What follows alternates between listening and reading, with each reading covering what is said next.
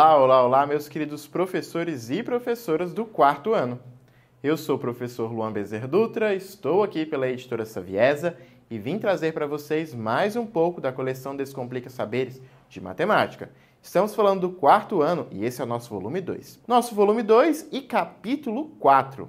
A gente vai conversar então sobre a habilidade da BNCC que pautuou a construção do capítulo 4, além da elaboração das atividades presentes aqui. E ainda, trazer os descritores da matriz Saeb que auxiliam a alcançar essa habilidade. Além disso, eu trago para vocês aquela sugestão de proposta de atividade que pode potencializar o trabalho de vocês com a coleção e fomentar o letramento matemático dos estudantes. A gente começa com a habilidade da BNCC, que é a MA22.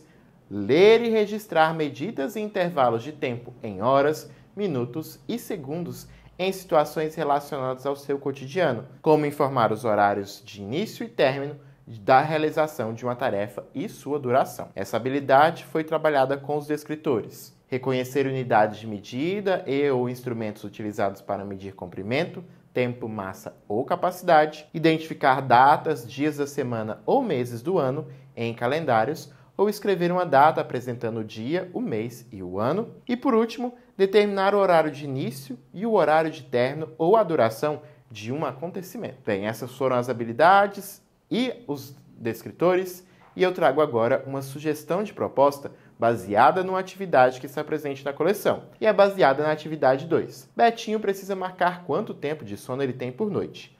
A unidade de medida de tempo mais conveniente para essa medida é. E a proposta é a seguinte: apresente aos estudantes diferentes situações em que se faz necessário a obtenção de uma medida de tempo. A cada situação, proponha aos estudantes que eles debatam e questionem o porquê aquela será a medida ideal, por que não utilizar outra?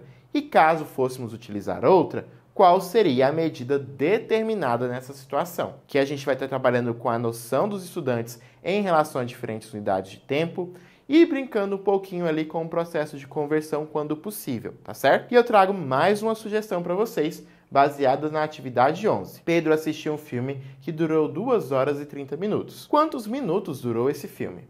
E a proposta é bem tranquila. É que você apresente aos estudantes diferentes situações em que se faz necessária a conversão das medidas de tempo.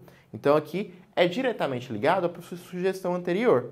Estamos falando apenas de situações que é necessária essa conversão. Então, estamos supondo que o estudante já seja capaz de fazer esse processo de conversão.